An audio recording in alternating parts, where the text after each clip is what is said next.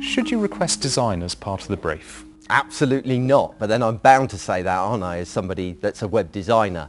But actually I don't think it benefits anyone. It doesn't benefit the designer or the client, and I'll give you 3 reasons why. Firstly, it's costing you money. You're ultimately going to end up paying for that speculative design if you accept the design agency. But you're also paying for other work the design agency have done and failed to win.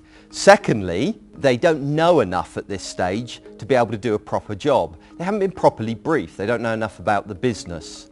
And third, they're out to impress. They just want to show off to you. It's all about pretty graphics. So what's the alternative then? Well, one alternative is actually to look through their portfolio of existing work. They should have lots of examples of design work and other technical work they've done in the past. Look through that and then pick up the phone and talk to some of those clients and ask them whether they felt the agency fulfilled the brief or not. What are the most common mistakes made when working with a design agency? The danger that you can fall into is that you end up micromanaging it. That you end up saying, move it slightly, move the logo slightly to the left or make it bigger or change this colour or whatever. What you're doing there is basically doing the designer's job for them, and you're paying a lot of money for the designer to do that job. So focus on problems and not on solutions. So for example, instead of saying change it from pink to blue, say to the designer, I'm not sure that my male teenage audience is going to like the pink colour scheme, and then let the designer work out what the solution is.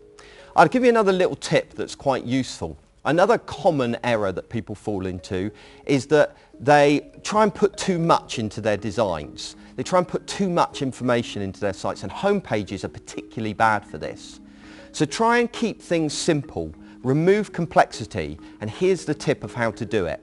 When you're thinking about your homepage, give yourself 15 points. They're 15 points of user attention. Every element that you add to the screen is costing you 1 point. If you want to give it more attention, in other words, you want users to look at it more, it's going to cost you more points. So if you want people to look at your logo over something else, then maybe you need to give it 3 or 4 points. So on one end of the spectrum, you've got someone like Google that puts all its 15 points into its search box. On the other hand, you've got someone like Yahoo that spreads their 15 points all over the place. By using points, it'll help to concentrate your mind. While we're talking about tips, try design testing as well. The problem with design is it's all about personal opinion.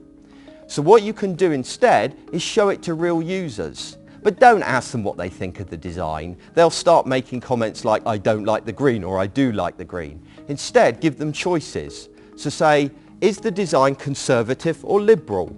Is it dynamic or static? Things like that. So ask them for an emotional response to the design rather than comments on the particular aesthetics. Hopefully those 2 tips will help.